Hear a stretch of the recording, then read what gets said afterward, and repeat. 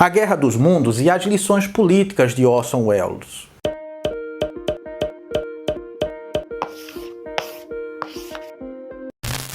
Você já deve ter ouvido falar dessa história. Em 1938, num 30 de outubro como hoje, um radialista leu no microfone do rádio onde trabalhava um trecho de um romance que narrava uma invasão alienígena nos Estados Unidos. Quem sintonizou o programa pelo meio perdeu a abertura, onde se dizia que a transmissão era, na verdade, a adaptação de um romance chamado A Guerra dos Mundos, de autoria de H.G. Wells. E assim, muita gente acabou acreditando no que estava ouvindo e estima-se que mais de 1 milhão de pessoas entrou em pânico em Nova York e cidades vizinhas, tudo por conta daquela guerra falsa. Essa foi uma das primeiras e das maiores trollagens da história da era da comunicação de massa. O cérebro por trás de tudo era Orson Welles, cineasta e ator que se notabilizaria anos depois com o filme Cidadão Kane, não por acaso um filme que conta a história de um fictício magnata do ramo de comunicação. Passados tantos anos, essa história virou quase uma anedota, mas continua exemplar para os estudos sobre política, história, mídia e poder. E dela eu quero tirar 2 lições. A primeira é que essa história nos ensina a pensar como se acredita no que se ouve e no que se vê. Em 1938, o lugar de emissão das verdades era bem mais restrito do que é hoje. O que acontecia no rádio, o que aparecia nos jornais, era quase sempre tomado como verdade. Para saber se o que eu estava dizendo, por exemplo, era verdade ou não, as pessoas me perguntavam: como você soube disso? E eu respondia: eu li no jornal, ou então eu dizia: eu ouvi no rádio. E isso era um atestado de validação. Não é que não pudesse sair mentira no rádio ou no jornal.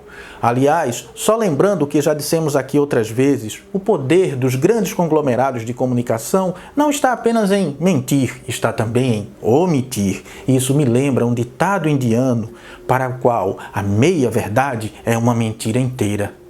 A segunda lição da história do Orson Welles é que hoje, mais do que naquele tempo, a gente já não sabe facilmente separar o que é crível do não, e que desfazer essa fronteira entre o que é acreditável e o que não é mais difícil do que parece ser.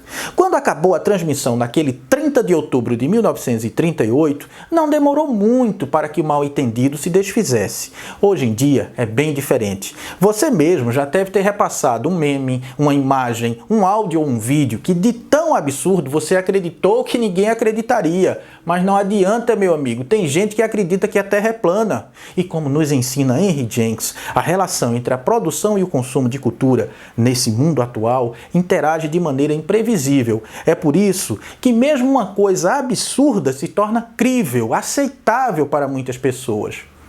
Você percebe a força política disso, dessa coisa de jogar com o crível e o não crível? Pode ter certeza de uma coisa: quem entende melhor esse lance entre produção da mídia e cultura participativa tem mais chance de se dar bem no jogo da comunicação, conhece uns atalhos para viralizar, como por exemplo o uso do ridículo e do tosco. Como dizem Marcia Tiburi e Christian Dunker, a dimensão estética da política não pode ser desprezada jamais. A política não é apenas a capacidade de ser bonitinho ou agradável, é a capacidade de ser chamativo, convergente, atraente no sentido de magnético. Muitas vezes é porque são ridículos e toscos que sujeitos poderosos se tornam aceitáveis e críveis. Talvez por isso eles sejam tão perigosos. Aqui fica a impressão de que a Guerra dos Mundos pode até existir, mas não é entre terráqueos e alienígenas. E não se iluda, o debate entre terraplanistas e globalistas é menos uma luta da geografia ou da astrofísica e mais uma batalha na guerra política pelo controle da informação. E esta não é uma guerra falsa como aquela transmitida em 1938. Mas óbvio, isto é apenas uma impressão.